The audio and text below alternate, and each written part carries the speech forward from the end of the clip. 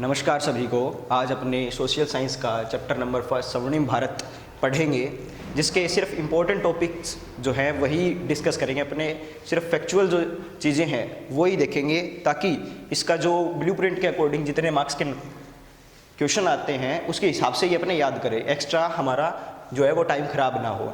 तो देखिए, सबसे पहले स्वर्णिम भारत यानी जो गोल्डन एरा था इंडिया का, उसके टाइम क्या स्थिति थी भारत की, कैसा भारत था। तो देखिए, सबसे पहले महाजनपद काल के बारे में अपन जानते हैं। उस समय उत्तर वैदिक काल यानी वैदिक काल का अंतिम समय था, और उस समय बौद्धिक जो ग्रंथ थे उनके द्वारा हमें जानकारी मिलती है कि उस समय महाजनपद थे और उनकी संख्या 16 थी। अगुत्तर निकाय नामक एक बौद्धिक ग्रंथ है जिसके द्वारा हमें पता लगता है कि महाजनपदों की संख्या 16 थी, जिसमें से दो मुख्य जो थे वज्जी और मल वो गणतंत्रात्मक थे और बाकी के राजतंत्रात्मक थे। जैसे वज्जी की राजधानी मिथिला है, मल की राजधानी कुशीनारा है। वैसे ही क्या है, जो बाकी के जैसे मगध की गिरिवर जो राजगृह थी, कौशल की अयोध्या, लेकिन बौद्धिक ग्रंथों के अनुसार श्रावस्ती है। तो इन राजधानियों को अपने याद करना है। सबसे इम्पोर्टेंट चीज़ जो सबसे पहले आप याद करोगे वो क्या है, जितने भी महाजनपद हैं 16 के 16 उनको आपको याद करना है। कुरु, काशी, कौशल, पांचाल, सूरसेन, मत्स्य, अवंती, अस्मक, ये जितने भी हमारे जनपद हैं उनको याद करना है और उनकी राजधानियों को याद करना है। सेकंड चीज़ जो है वो देखिए, राजस्थान के जनपदों के बारे में अपने पढ़ेंगे। राजस्थान के जनपदों के थोड़ा डिटेल अपने जानेंगे। जैसे राजस्थान के जो जनपद थे वो यूनानी जातियों जो थी उन्होंने यहाँ पर आके बसाया था राजस्थान के जनपदों को, जैसे जिनमें मालव, सीवी, अर्जुनायन इस प्रकार की कुछ जातियाँ थी। इन्होंने क्या है, राजस्थान के अलग अलग क्षेत्रों में जनपदों को बसाया था, जिनमें से दो तो हमें महाजनपदों से संबंधित भी मिलते हैं, जैसे मत्स्य और सूरसेन है। अब देखिए, सबसे पहला जो राजस्थान के जनपदों में सबसे पहला जो है उसका नाम है जांगल प्रदेश। जांगल प्रदेश जो था वो कहते हैं कि बीकानेर और जोधपुर के क्षेत्र में फैला हुआ था, ऐसा उस समय के ग्रंथों से पता चलता है। उसके अलावा इसकी खास विशेषता क्या थी, यहाँ के शासक को जालंधर या बादशाह कहा जाता था। जांगल प्रदेश के दो और अन्य नाम भी थे, कुरु जांगल और माद्रे जांगल भी। ठीक है जी। अब इसके अलावा जो दूसरा अपना राजस्थान का जनपद है उसका नाम है मत्स्य। मत्स्य की राजधानी विराटनगर थी, जिसका वर्णन हमें महाभारत में भी मिलता है कि पांडवों ने जब अज्ञातवास गुजारा था 1 वर्ष का, वो मत्स्य प्रदेश में एक राजा के यहाँ पर उन्होंने गुजारा था। मत्स्य प्रदेश की राजधानी विराटनगर थी, जो आज के जयपुर क्षेत्र के बेराट क्षेत्र के पास मिलती है। अब ये मत्स्य प्रदेश है, जयपुर के आसपास का क्षेत्र था। जांगल प्रदेश है वो बीकानेर और जोधपुर के आसपास का क्षेत्र है। इसके अलावा जो नेक्स्ट अपना महाजनपद है, राजस्थान का जो जनपद है वो है सूरसेन। सूरसेन के बारे में कहते हैं कि यहाँ पर यदुवंशियों का शासन था। यदुवंशी आपने सुना होगा, वासुदेव के पुत्र श्री कृष्ण यदुवंश के थे, यादव वंश के थे। उनका शासन सूरसेन क्षेत्र में हुआ करता था। सूरसेन की राजधानी मथुरा थी। सूरसेन की राजधानी मथुरा थी। उसके अलावा जो चौथा है, एक छोटा जनपद है शिवी। शिवी की राजधानी शिवपुर थी और ये पाकिस्तान के क्षेत्र में फैला हुआ था। तो ये हमारे राजस्थान के जनपद हैं। एक बार फिर से रिपीट कर देता हूँ आपको, जनपद काल के सारे जितने भी जनपद हैं उनकी राजधानियों के साथ याद करना होगा, और राजस्थान के जो जनपद हैं उनका थोड़ा ब्रीफ हमें याद करना होगा। नेक्स्ट अपना टॉपिक आता है, जब ये जनपद थे तो इनके जो शासक थे उनका शासनकाल कैसा था, कौन सा शासक किस प्रकार का था, वहाँ का प्रशासनिक सिस्टम जो था, एडमिनिस्ट्रेशन सिस्टम जो था वो कैसा था। तो सबसे पहले जो सबसे महत्वपूर्ण वंश हमारे सामने आता है आपकी बुक के अकॉर्डिंग, वो है मौर्य वंश।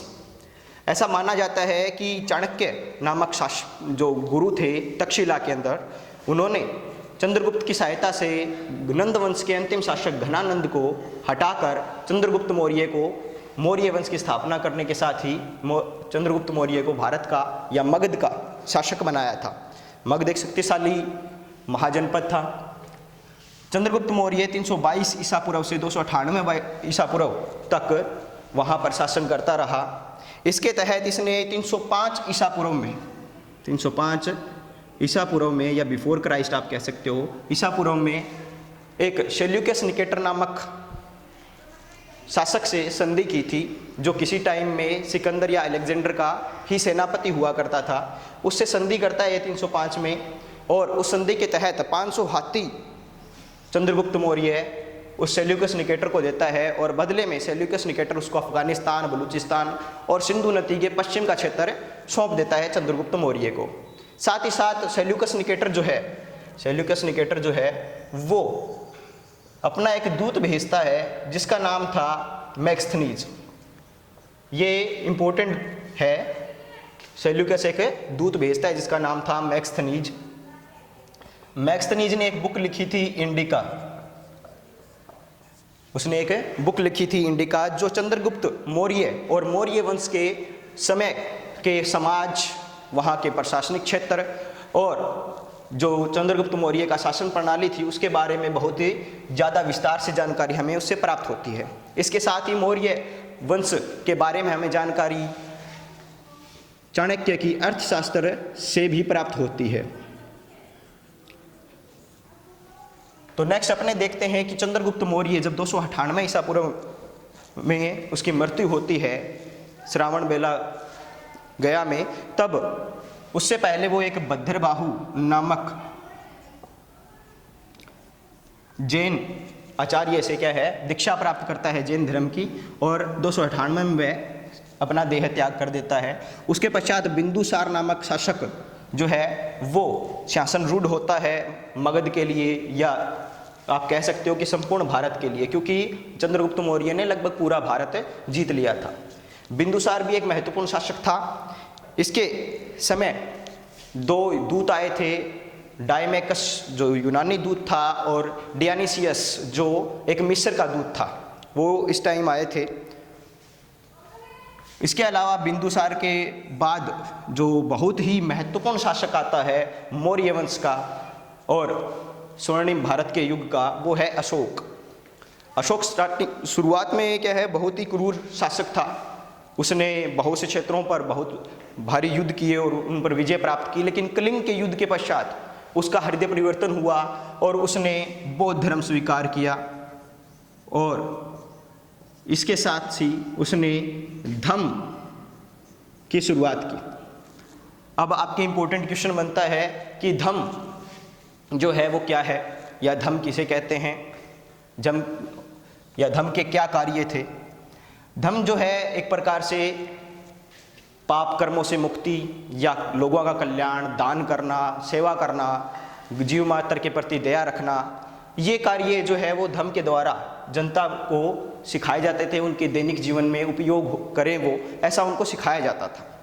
और इस धम्म के प्रचार प्रसार के लिए अशोक ने बहुत से अभिलेख लिखवाए, शिलालेख लिखवाए, और इसके प्रसार के लिए कुछ अधिकारी भी नियुक्त किए जिनको कहा जाता था धम्मातर। अब धम्मातर जो अधिकारी थे वो अलग अलग स्थानों पर जाते थे और बौद्ध धर्म और धम्म का प्रचार करते थे।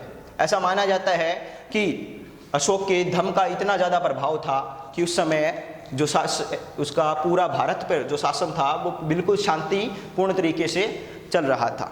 अशोक के एक पुत्र और एक पुत्री होते हैं, संघमित्रा और महेंद्र।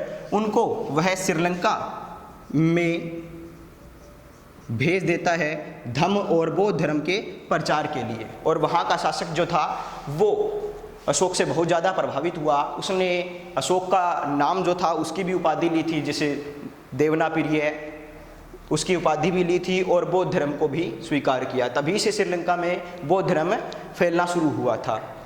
उसके बाद अशोक के बाद कोई अन्य शासक मौर्य वंश में इतना इम्पोर्टेंट नहीं हुआ जो आगे अच्छे से संभाल पाता, जिसके कारण अशोक के बाद बृहदर्थ नामक अंतिम शासक था मौर्य वंश का, जिसको उसी के पुष्यमित्र शुंग ने उसी के ब्राह्मण मंत्री, पुष्यमित्र सिंह, शुंग क्या था? ब्राह्मण मंत्री था। बृहदत्त के ब्राह्मण मंत्री ने, जिसका नाम क्या था? पुष्यमित्र शुंग, उसकी हत्या कर देता है और इसके पश्चात शुंग वंश का प्रारंभ करता है। कौन करता है? पुष्यमित्र शुंग करता है। लेकिन शुंग वंश को पढ़ने से पहले अपने क्या है, मौर्य वंश के प्रशासन को पढ़ते हैं, क्योंकि सिर्फ राजा युद्ध या रण कौशल से प्रसिद्ध नहीं होता, वह अपने प्रशासनिक क्षेत्र को कैसे संभालता है वो भी एक राज्य के लिए बहुत इंपॉर्टेंट चीज होती है। तो मौर्य जो प्रशासन था वो किस प्रकार का था, इसको जानते हैं। जो मौर्य प्रशासन था उसमें राज्य के लिए 7 महत्वपूर्ण अंग बताए हैं चाणक्य ने अपने अर्थशास्त्र में।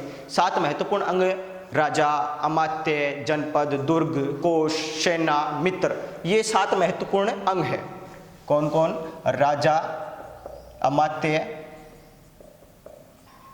या जनपद, सेना, दुर्ग, मित्र, और एक जो अंतिम बच गया वो है कोश। ये 7 महत्वपूर्ण अंग बताए हैं चाणक्य ने। इसके अलावा बहुत से विभागों का वर्णन किया गया है। कहते हैं कि 18 विभागों को बताया गया है। उनके प्रशासन को संभालने के लिए 18 प्रकार के विभाग थे, जिनको बुक के अकॉर्डिंग अपने पढ़ते हैं कि उनको तीर्थ कहा जाता था। और इन विभागों को संभालने वाला जो अधिकारी होता था उसका नाम था महामात्र। उस अधिकारी का नाम क्या था? महामात्र। इन विभागों को संभालने वाले अधिकारी कौन थे?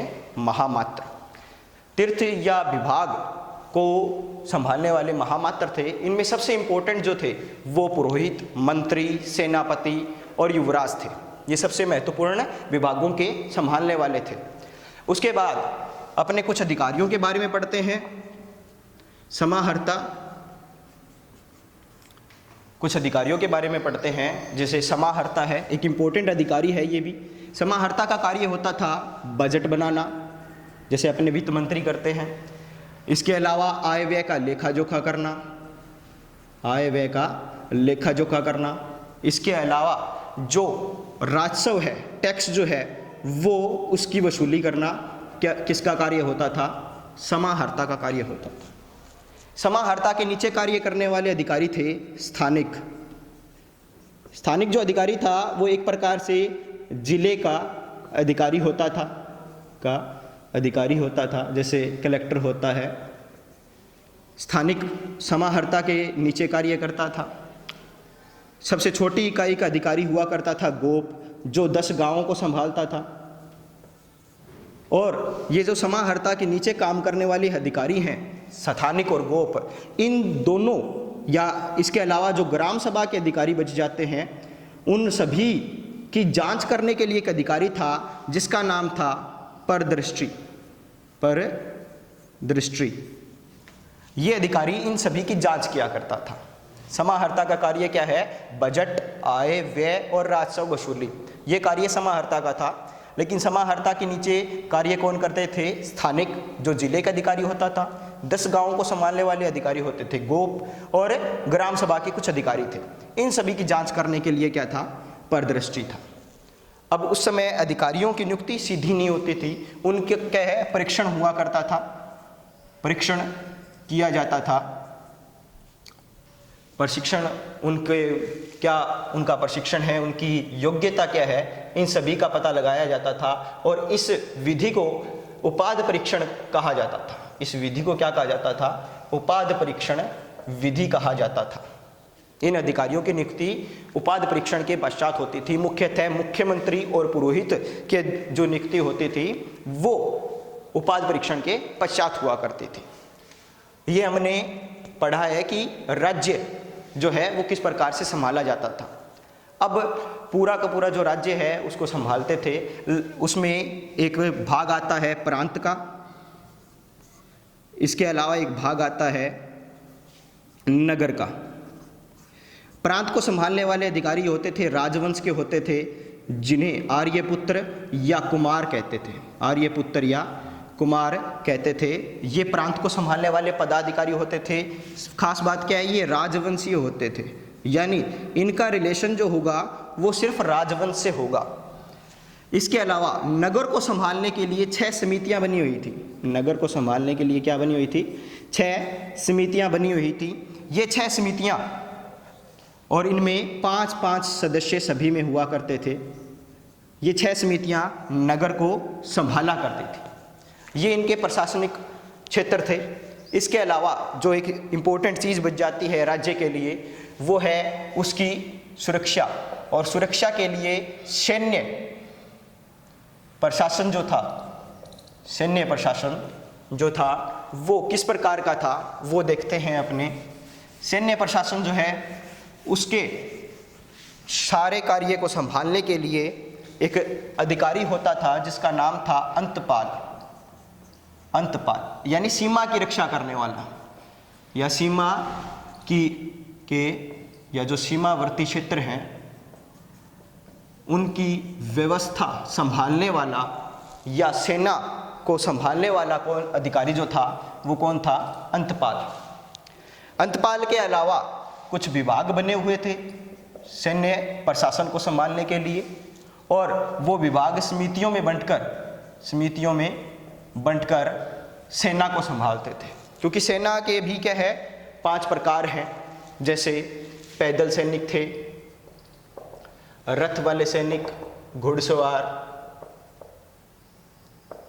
या रथ वाले जिनको कह सकते हैं अपने हाथी की सेना थी, और नौसेना पैदल रथ या घुड़सवार, हाथी और नौसेना, ये क्या है सेना के प्रकार थे। और इनको संभालने के लिए विभाग बनाए हुए थे और समितियां उनकी नियुक्ति करती थी, उनको संभालती थी।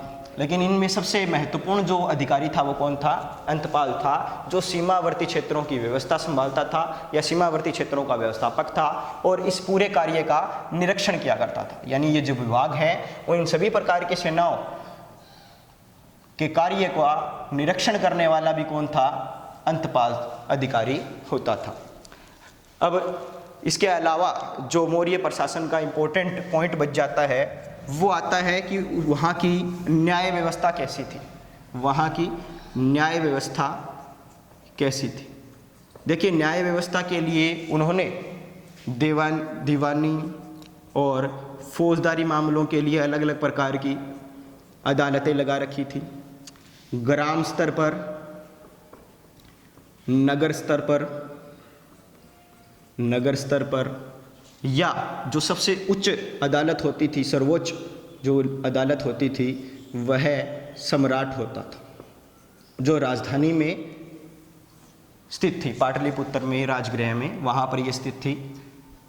अब इन सभी प्रकार के मामलों को सुलझाने के लिए अलग अलग प्रकार के अधिकारी या जिलाधीश नियुक्त किए गए थे, जिनमें से एक इम्पोर्टेंट जो है वो रजुक नाम का क्या है न्यायाधीश है।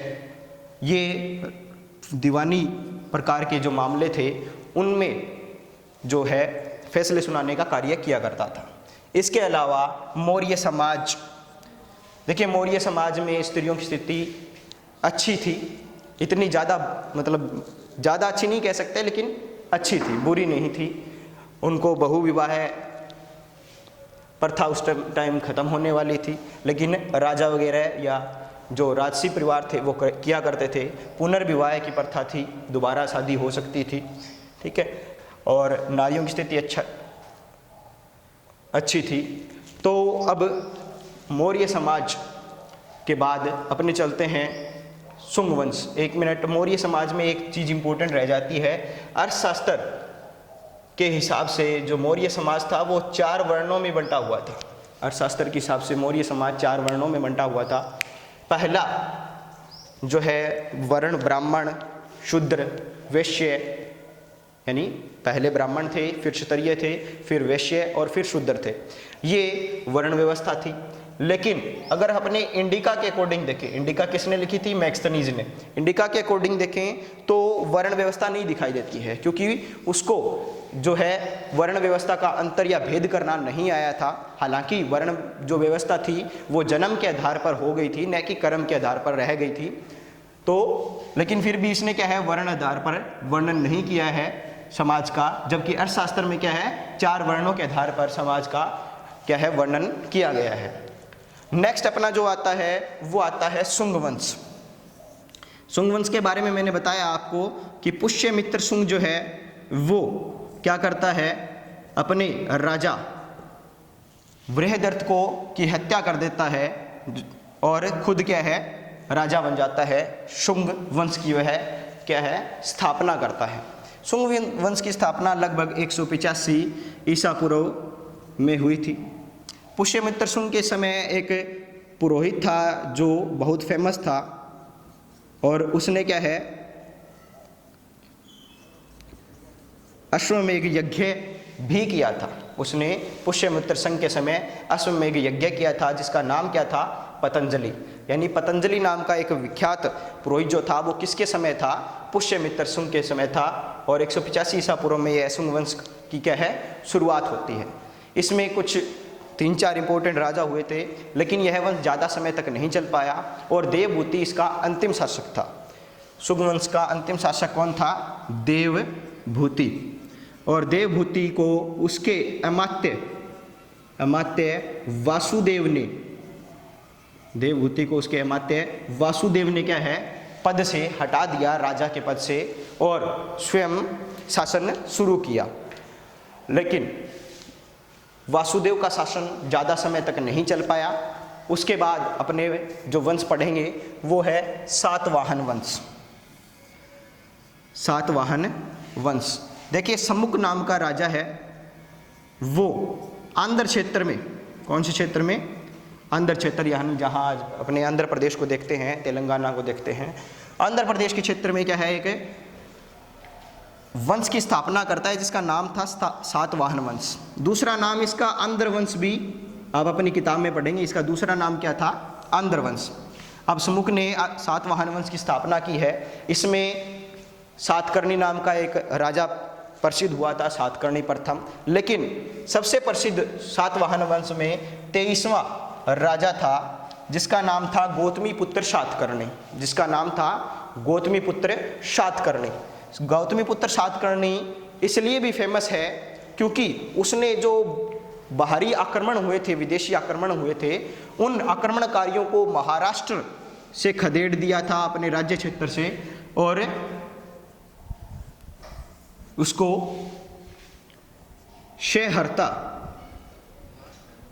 हर्ता या उस वंश का उन्मूलक भी कहते हैं, उस वंश का उन्मूलक भी कहते हैं। यानी उसने उनका क्या है, बहुत ज़्यादा नुकसान किया था गौतमी पुत्र सातकर्णी ने। वो 23वां राजा था सातवाहन वंश का।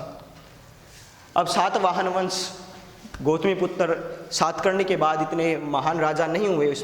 इसमें यक्षश्री अंतिम शासक होता है जिसने सिक्के चलाए थे और उन सिक्कों पर क्या है, जलपोत उकेरा हुआ था, जिससे हम अपने को पता लगता है कि उनकी नौसेना अच्छी थी और अपने सिक्कों पर उन्होंने क्या है, यक्षश्री ने जलपोत बनवाया हुआ था। यानी आपको इम्पोर्टेंट आता है कि सिक्कों पर जलपोत की आकृति बनवाने वाला शासक जो था वो यक्षश्री था। ये सातवाहन वंश एक बार रिपीट कर देता हूँ। पुष्यमित्र शुंग वृहदर्थ की हत्या करके शुंग वंश की स्थापना करते हैं, लेकिन ज़्यादा समय तक नहीं चल पाता, जिसके कारण बाद में सातवाहन वंश की उत्पत्ति होती है भारतवर्ष में। और सातवाहन वंश को स्थापित करने वाला था समुक। समुक के बाद सबसे इम्पोर्टेंट जो राजा होता है वो 23वें नंबर का होता है गौतमी पुत्र सातकर्णी, जिसने क्षयहर्ता या जो विदेशी आक्रमणकारी थे उनको खदेड़ा था महाराष्ट्र से, इसलिए वह इम्पोर्टेंट था। लेकिन बाद में इतने इम्पोर्टेंट नहीं हुए। यक्षश्री हुआ था जिसने जलपोत के सिक्के जारी किए थे। उसके बाद अपना जो नेक्स्ट वंश आता है वो है गुप्त वंश। मौर्य वंश के बाद सबसे इम्पोर्टेंट जो वंश आता है वो गुप्त वंश है, क्योंकि इसका शासनकाल लंबा भी चला था, इसका प्रशासनिक क्षेत्र भी बहुत अच्छा था, और सांस्कृतिक दृष्टि से आप कह सकते हो कि यह भारत का पेराकलिज युग था। यानी जैसे यूनान की सभ्यता में पेराक्लीज युग स्वर्णिम युग माना जाता है, वैसे सांस्कृतिक क्षेत्र के हिसाब से गुप्त वंश जो था वो पेराक्लीज की उपाधि आप दे सकते हो। तो सबसे पहले स्टार्ट करते हैं गुप्त वंश। गुप्त वंश को शुरू करने वाला था श्रीगुप्त। गुप्त वंश की स्थापना किसने की? श्रीगुप्त ने। श्रीगुप्त के बाद उसका राजा बनता है घटोत्कच गुप्त, घटोत्कच गुप्त, और घटोत्कच गुप्त के बाद उसका पुत्र, घटोत्कच गुप्त का पुत्र चंद्रगुप्त प्रथम, चंद्रगुप्त प्रथम शासक बनता है। उसने 319 में एक संवत जारी की थी। 319 में क्या है, एक संवत जारी की थी जिसको गुप्त वंश गुप्त संवत के नाम से जाना जाता है, या आज भी वो गुप्त संवत के नाम से प्रसिद्ध है, जिसको उसने कब शुरू किया था? 319 ईस्वी में एक संवत जारी करता है। चंद्रगुप्त प्रथम ने अपने आप को महाराजाधिराज की उपाधि से भी अपने आप को प्रसिद्ध किया था। इसके बाद चंद्रगुप्त प्रथम के बाद एक बहुत ही महान राजा होता है इस वंश का, जिसका नाम था समुद्रगुप्त। समुद्रगुप्त के बारे में कहा जाता है कि ये भारत का नेपोलियन है, क्योंकि इसके राज दरबारी कवि हरिशैन ऐसा बताते हैं कि यह एक भी युद्ध नहीं हारा था।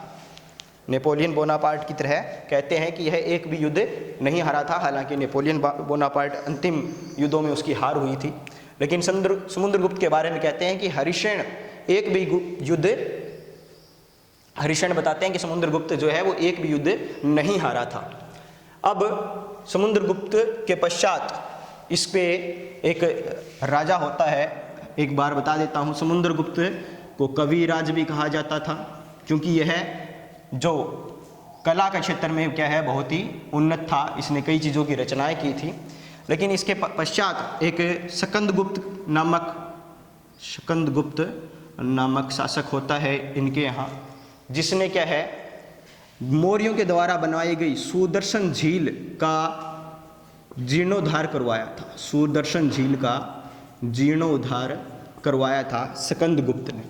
एक स्कंदगुप्त से भी पहले होता है कुमार गुप्त नामक शासक हुआ था, जिसने नालंदा विश्वविद्यालय की स्थापना की थी।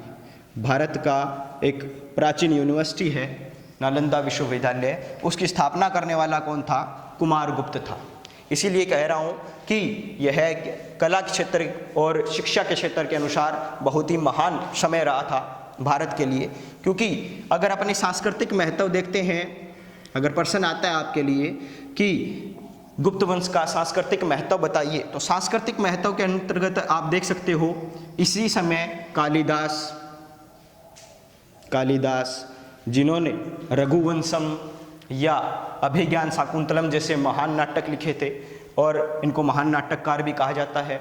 शूद्रक जिन्होंने मृच्छकटिकम नामक नाटक लिखा था। इसके अलावा विशाखादत्त जिन्होंने क्या है एक महान नाटक लिखा था।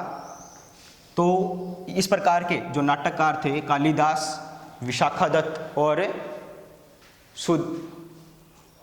ये नाटक लिखने वाले थे। सांस्कृतिक महत्व में एक चीज़ें ये भी आती हैं कि विज्ञान और गणित के क्षेत्र में भी बहुत ज़्यादा उन्नति की थी। किस वंश के? गुप्त वंश के समय। जैसे ब्रह्मगुप्त के अलावा आर्यभट्ट और ब्राह्ममिहिर नामक महान गणितज्ञ और वैज्ञानिक इसी समय हुए थे। दशमलव पद्धति की शुरुआत भी इसी समय हुई थी।